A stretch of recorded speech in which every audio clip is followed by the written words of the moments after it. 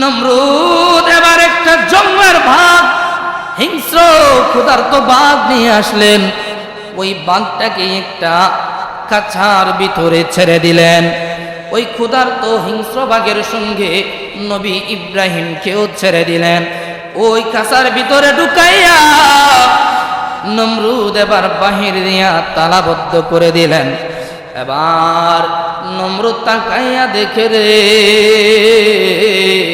ক্ষুধার্ত হিংস্র বাঘের হাতে ছেড়ে দিলাম, এবার বাঘ ইব্রাহিম নবীরে খেয়ে ফেলবে। নাউজুবিল্লাহ কোন। আল্লাহর কুদরত বোঝা যায় না। ইব্রাহিম নবী কোনো উপায় নাই, নামাজের মধ্যে দাঁড়াই গেল। আমার আল্লাহর দরবারে নামাজের মধ্যে দাঁড়ানোর পরে ইব্রাহিম যখন নামাজে দাঁড়াইল, এমন সময় বাঘটা ডান দিক থেকে বাঘটা থাবা দিল। থাবা দেওয়ার কারণে হযরত ইব্রাহিম আলাইহিস সালাতু ওয়াস সালাম রুকুর মধ্যে চলে গেলেন। রুকুর মধ্যে যাওয়ার কারণে ওই বাঘটা ইব্রাহিম নবীকে ধরতে পারে নাই। ওই বাঘটা ডান দিক থেকে আবার বাম দিকের মধ্যে চলে গেল। নবী ইব্রাহিম রুকু থেকে দাঁড়াইবে, এমন সময় বাঘটা আবার বাম দিক থেকে ডান দিকে থাবা দিল। ওই বাঘটা ধরতে পারে নাই। নবী ইব্রাহিম রুকু থেকে সোজা হয়ে দাঁড়াইল। ওই বাঘটাই আবার পিছন থেকে থাবা দিল। এমন সময় নবী ইব্রাহিম আল্লাহর কুদরতি পায়ের মধ্যে সেজদায় পড়ে যায়। ওই বাঘটা যখন সামনে, নবী ইব্রাহিম সালাম ফিরাইয়া আল্লাহর দরবারে দুইটা হাত বাড়াই দেখে, ও রব্বুল আলামিন মাবুদ, এই কঠিন পরিস্থিতি থেকে যদি রক্ষা পেতে হয় তোমার সহযোগিতা ছাড়া সম্ভব না। আল্লাহ তুমি যদি আমারে না বাঁচাও, এই নামাজে সেজদারত অবস্থায় যেন আমার মরণ হয়। কিন্তু বাবারে, জঙ্গলার ক্ষুধার্ত হিংস্র বাঘ নবী ইব্রাহিমের সামনে তাইকা যখন একটা থাবা দিবে, এমন সময় ওই বাঘটার দৃষ্টি নবী ইব্রাহিমের কপালের মধ্যে গেল। বাঘটা তাকাইয়া দেখে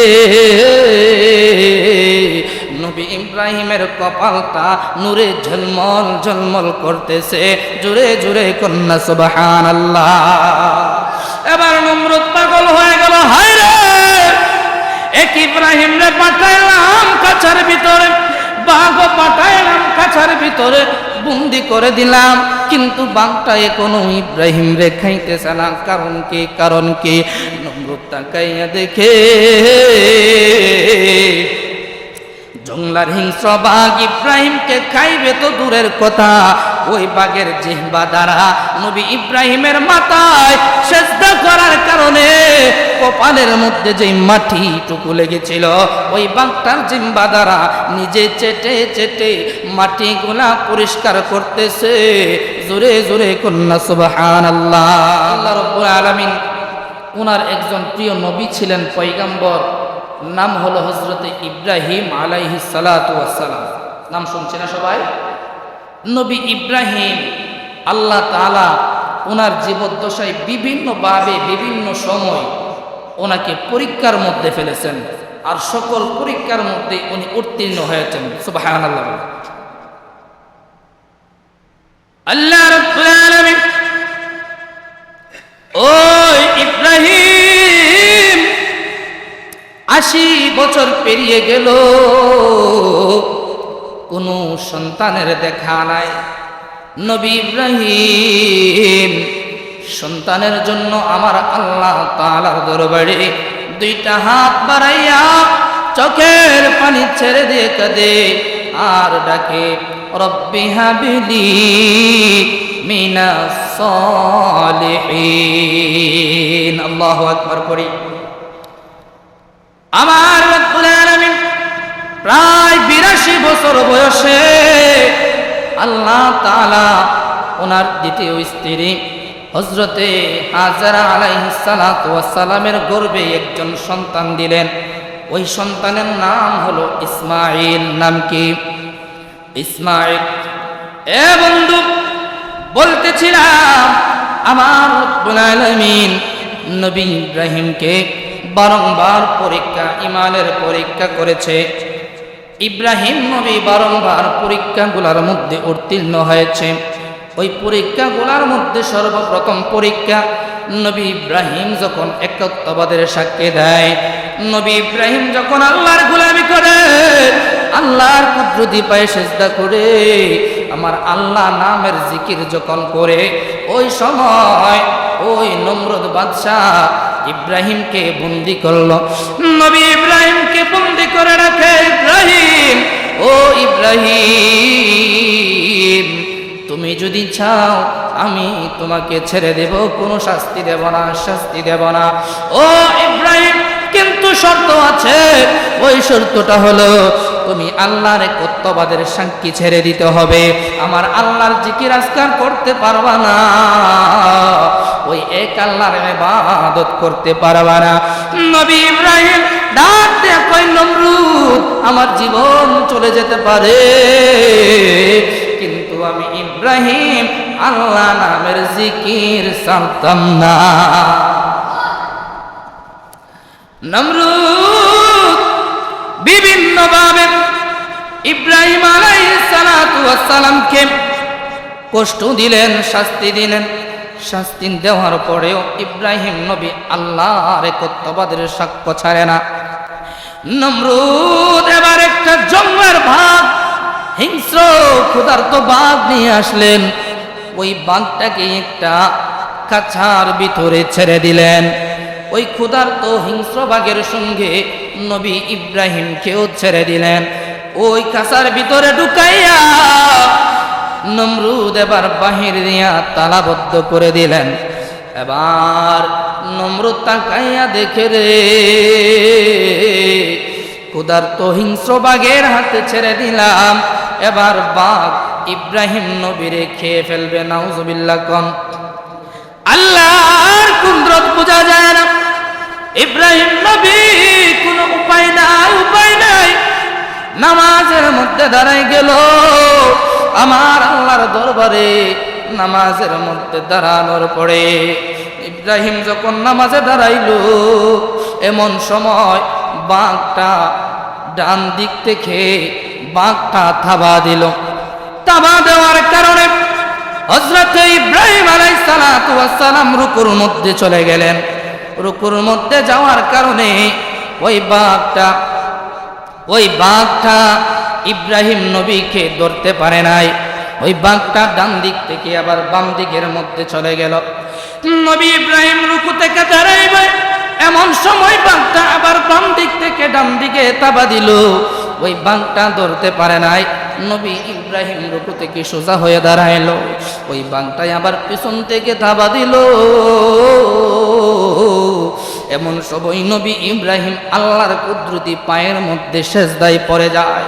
ওই বাঘটা যখন সামনে, নবী ইব্রাহিম সালাম ফিরাইয়া আল্লাহর দরবারে দুইটা হাত বাড়াই দেখে, ও রব্বুল আলামিন, মাবুদ, এই কঠিন পরিস্থিতি থেকে যদি রক্ষা পেতে হয় তোমার সহযোগিতা ছাড়া সম্ভব না। আল্লাহ, তুমি যদি আমারে না বাঁচাও, এই নামাজে সেজদারত অবস্থায় যেন আমার মরণ হয়। কিন্তু বাবারে, জঙ্গলার ক্ষুধার্ত হিংস্র বাঘ নবী ইব্রাহিমের সামনে তাইকা যখন একটা থাবা দিবে, এমন সময় ওই বাঘটার দৃষ্টি নবী ইব্রাহিমের কপালের মধ্যে গেল। বাঘটা তাকাইয়া দেখে নবী ইব্রাহিমের কপালটা নূরে ঝলমল ঝলমল করতেছে। জোরে জোরে কন্যা সুবহানাল্লাহ। এবার নমরুদ পাগল হয়ে গেল, হায় রে, এক ইব্রাহিম রে পাঠাইলাম কাছার ভিতরে, বাঘ পাঠাইলাম কাছার ভিতরে, বন্দি করে দিলাম, কিন্তু বাঘটা এখনো ইব্রাহিম রে খাইতেছে না। কারণ কি? কারণ কি? নমরুদ তাকাইয়া দেখে জঙ্গলার হিংস্র বাঘ ইব্রাহিমকে খাইবে তো দূরের কথা, ওই বাঘের জিহ্বা দ্বারা নবী ইব্রাহিমের মাথায় সিজদা করার কারণে কপালের মধ্যে যে মাটিটুকু লেগেছিল, ওই বাঘটার জিহ্বা দ্বারা নিজে চেটে চেটে মাটিগুলা পরিষ্কার করতেছে। জোরে জোরে কন্যা সুবহানাল্লাহ। আমার আল্লাহ পারে কি পারে না? নবী ইব্রাহিমকে যখন এই দৃশ্য দেখতেছে নমরুদ বুঝে গেল ইব্রাহিমকে বাগে খাবে না। ওই জন্য দ্বিতীয় আরেকটা পরীক্ষায় একটা গর্ত খনন করলেন। গর্ত খনন করে ওই গর্তের মধ্যে নবী ইব্রাহিম রে ফালাইলেন। নবী ইব্রাহিম রে ফালাইয়া আগুন জ্বালাই দিলেন। নাউজুবিল্লাহ কোন ইব্রাহিম নবীরাকে মাবুদ, ও দয়ার আল্লাহ, আমারে যদি তুমি না বাঁচাও এই দুনিয়ার জমিনে আমার বাঁচানোর মতো ক্ষমতা কারো নাই। আমার আল্লাহ বাঁচাইতে পারে কি পারে না? আরো জোরে বলেন, পারে কি পারে না? এ বন্ধু, নবী ইব্রাহিম তাকে ওই উত্তপ্ত আগুনের মধ্যে ফালাইলো। আপনাদের কাছে জানতে চাই, আগুনের ধর্ম পুরানো নাকি বাঁচানো? পুরানো আগুনের ধর্ম ক্ষমতা দিয়েছেন আল্লাহ। আমার আল্লাহ ডাক দেয়া কয়, আগুন আমি আল্লাহ তোমারে বানাইছি, মানুষে পুরানোর মতো ক্ষমতাও তোমারে দিছি, কিন্তু এই মুহূর্তে আমি আল্লাহ তোমার কাছ থেকে পুরানোর ক্ষমতা নিয়ে নিলাম। তুমি আগুন বেশি ঠান্ডাও হইও না, বেশি গরমও হইও না, তুমি শীতাতপ নিয়ন্ত্রিত হয়ে যাও, এয়ার কন্ডিশন হয়ে যাও। জোরে জোরে কন্যা সুবহানাল্লাহ। জনম জনম যদি গাহি তোমারি মহিমা গে শেষ হবে নাহি। আল্লাহু আকবার বলেন। দয়া করো মায়া করো, দয়া করো মায়া করো, ও গো দয়াবান, তুমি রহমান, তুমি মেহেরবান, তুমি রহমান, তুমি মেহেরবান। একটা আওয়াজও বন্ধ রাখবেন না, আওয়াজ করে বলুন আল্লাহু আকবার। আরো একটু উচ্চ সুরে বলুন ইয়া রাসূলুল্লাহ। জগতের বন্ধুরা রে, ও আমার কুমিল্লার বাবারা, নবী ইব্রাহিমকে আগুনে ছুঁইল না, বাগেও খাইল না, এই ক্ষমতা আল্লাহর আছে নাকি নাই? এই জন্য বাবা তাকওয়া টানতে হবে আল্লাহর উপর। এ বন্ধু, আগুন শেষ হয়ে গেল, নমরুদ তাকাইয়া দেখে আগুন সমস্ত লাকড়ি পুড়ে শেষ, কিন্তু নবী ইব্রাহিমের একটা পশমও জ্বলে নাই। এমনি ভাবে একের পর এক পরীক্ষা করেছে আমার আল্লাহ নবী ইব্রাহিমকে। হঠাৎ করে আমার আল্লাহ 82 বছর বয়সে নবী ইব্রাহিম রে একটা সন্তান দিলেন, নাম রাখলেন ইসমাইল।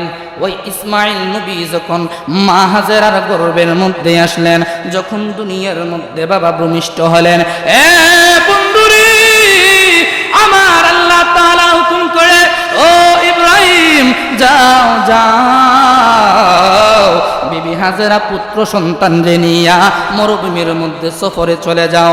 ইব্রাহিম নবী তার স্ত্রী সন্তান নিয়া মরুভূমির মধ্যে সফরে চলে গেলেন।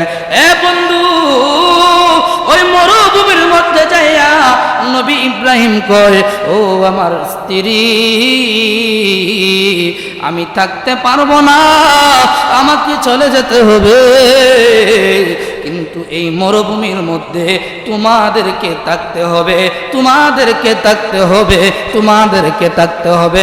জোরে জোরে কন্যা আল্লাহু আকবার। বিবি হাজারা ডাক দিয়ে কয়, স্বামী, ও স্বামী, এমন একটা জায়গায় রাখলেন যে জায়গাটা হলো মরুভূমি, যে জায়গাটা হলো নীরব নিস্তব্ধ নির্জন একটা জায়গা, যেই জায়গায় মানুষের কোনো চলাফেরা নাই, যেই জায়গায় খাবারের কোনো ব্যবস্থা নাই, যেই জায়গায় পানির কোনো ব্যবস্থা নাই। ও স্বামী, যদি খাবার ফুরাই যায় আমরা খাবো কি? পানি ফুরাই যায় আমরা খাবো কি? ও স্বামী, আমি আপনাকে একটা কথা জিজ্ঞেস করতে চাই, আপনি কি আমাদেরকে এই জায়গায় আপনার ইচ্ছায় রেখে যাচ্ছেন নাকি আল্লাহর ইচ্ছায় রেখে যাচ্ছেন? নবী ইব্রাহিম ডাক দিয়ে কই, বিবি আমার ইচ্ছাই তোমাদেরকে রাখি না, ইচ্ছা হলো একমাত্র আল্লাহ। আল্লাহু আকবার।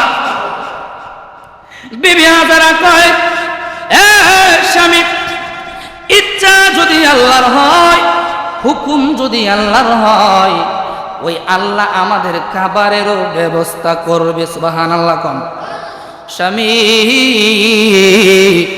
আল্লাহর ইচ্ছায় যদি রেখে যেতে চান, আমাদের কোনো ভয় নাই, আপনার প্রতি কোনো অভিযোগ নাই।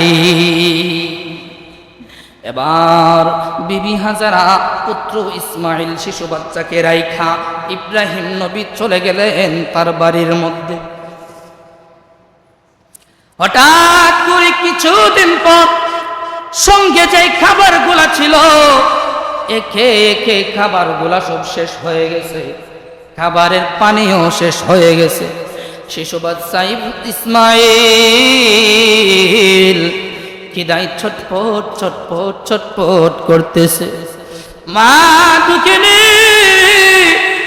শিশু বাচ্চা এই ক্ষুধার জ্বালা দেখে মার ভিতরে একটা জ্বালা উঠে গেছে। বন্ধু, দুনিয়ার সবাই যদি আপনার অমঙ্গল সহ্য করতে পারে, একজন আছে যিনি হলেন মা, উনি আপনার কষ্ট অমঙ্গল কোনো কিছুই সহ্য করতে পারে না। ঠিক না বেটি? দুঃখিনী মা, বুকের মধ্যে কোনো দুধ নাই, শুকাই গেছে, জিহ্বার মধ্যে কোনো পানি নাই। এক ফোঁটা পানি যদি ইসমাইলের মুখে দেওয়া যায়, ইসমাইল বেঁচে যাবে। এই চেষ্টা করার জন্য বিবি হাজারা তাকাইয়া দেখে ওই যে সামনে একটা পাহাড় দেখা যায়, পাহাড়ের মধ্যে ঝর্ণা। আল্লাহু আকবার। বিবি হাজারা ওই পাহাড়ের ঝর্ণাটুকু দেখা আওলাকে সে পাগল বেশে ওই ঝর্ণার দিকে দৌড়াইতে লাগলো। ঝর্ণার কাছে যাইয়া দেখে এইটা তো পানির কোন ঝর্ণা নয়, রৌদ্রের তাপে ওই পাহাড়ের বালিকণাগুলো চিকচিক চিকচিক করতেছে। ঝর্ণার মতো দূর থেকে দেখা যাইতেছে ওই পাহাড়টার নাম হলো সাফা পাহাড়। পাহাড়টার নাম কি? সাফা পাহাড়। ইন্না সাফা ওয়াল মারওয়াতা মিন শাআইরিল্লাহ।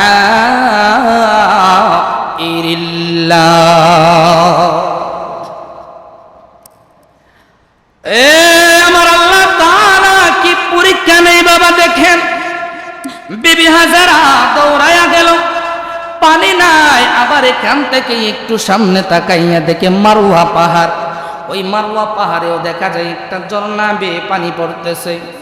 বিবি হাজারা আওলাকে সে পাগল বেশে ওই সাফা পাহাড় দেখে মারওয়া পাহাড়ের কাছে গেলেন। যাইয়া দেখে রে, এটা তো পানির কোনো ঝর্ণা নয়, এইটা হলো রুদ্রের তাপে পাহাড়ের বালিকণাগুলো ঝলমল ঝলমল করতেছে। বিবি হাজারা এবার একটু নৈরাশ হয়ে গেল। এইখান থেকে সাফা পাহাড়ে তাকাইলো, আবার দেখি ওইখানে মনে হয় পানি আছে। এইভাবে বারবার দৌড়াদৌড়ি করলো, 7 বার দৌড়ান দিল। আমার আল্লাহ কই, ও দুনিয়ার মানুষেরা শুনো, এই বিবি হাজারা আওলাকে সে পাগল বেশে পানির জন্য দৌড়াইলো, আমি আল্লাহর কাছে বড় পছন্দ হয়ে গেছে। এই জন্য আমি আল্লাহ আজকে ঘোষণা দিয়ে দিলাম, যত হাজী সাহেব এইখানে হজ করতে আসবে, সাফা মারওয়া যতক্ষণ পর্যন্ত 7 বার না দৌড়াইবে, ততক্ষণ পর্যন্ত আমি আল্লাহর কাছে তার হজ পরিপূর্ণ হবে না। এই জন্য বাবা বিবি হাজারা 7 বার দৌড়াইলো। দৌড়াইতে দৌড়াইতে ক্লান্ত শ্রান্ত পরিশ্রান্ত হয়ে বিবি হাজারা সন্তানের টেনশন মাথায় নিয়ে সন্তানের কাছে চলে গেল। যাইয়া দেখে রে ওই শিশু বাচ্চা ইসমাইল পাগুলি নাড়াইয়া নাড়াইয়া দুলাইয়া দুলাইয়া খেলা করতেছে। পায়ের নাচুনি গুলা যেই জায়গার মধ্যে পড়তেছে, পায়ের নিচ দিয়া মাটি থেকে মরুভূমি থেকে পানি উতলায়া উপরে উঠতেছে। জুরে জুরে কন্যা সুবহানাল্লাহ। এটা হলো তাকওয়া। যখন ইব্রাহিম নবী রেখে যায়, ইচ্ছা কার ছিল? আরো জোরে কোন ইচ্ছা কার ছিল? আমার আল্লাহর ইচ্ছায় ওই বিবি হাজারা বলেন ওয়া ইলাহুকুম ইলাহু ওয়াহিদ লা ইলাহা ইল্লা হুয়ার রহমানুর রহিম। আপনি চলে যান, ইচ্ছা যদি আল্লাহর হয়। আমি একা আছি না, আমার সঙ্গে মানুষ আছে, দেখার বিষয় না। আমার আল্লাহ আমারে যদি একা রাখার ইচ্ছা হয়, আমার আল্লাহ আমারে বাঁচাইব, আমার আল্লাহ আমারে খাওয়াইব। জোরে জোরে কোন ঠিক না বেটি? এবার বিবি হাজারা লোটার মধ্যে পানি নিলেন, পানি নিজে খাইলেন, ইসমাইলকে খাওয়াইলেন। তারপরেও পানি শেষ হইতেছে না। বিবি হাজারা মাটি নিয়া ওই পানির ডান পাশ দিয়া যখন বেরিবাদ দিলেন, বাম পাশ দিয়া পানির গলান ছুটলো। বাম পাশ দিয়া যখন বেরিবাদ দিলেন, সামনে দিয়া পানির গলান ছুটলো। আবার সামনে যখন বেরিবাদ দিলেন, আবার পিছন দিক দিয়া পানির গলান ছুটলো। ওই সময় বেবি হাজেরা তার নিজের মাতৃভাষায় বলেন জমজম। কি বলছেন? জমজম মানে হলো থাম। কি? থাম। বিবি হাজারা যখন থাম বললেন, সঙ্গে সঙ্গে ওই জমজম কূপের পানিগুলা জায়গার মধ্যে আবদ্ধ হয়ে গেল।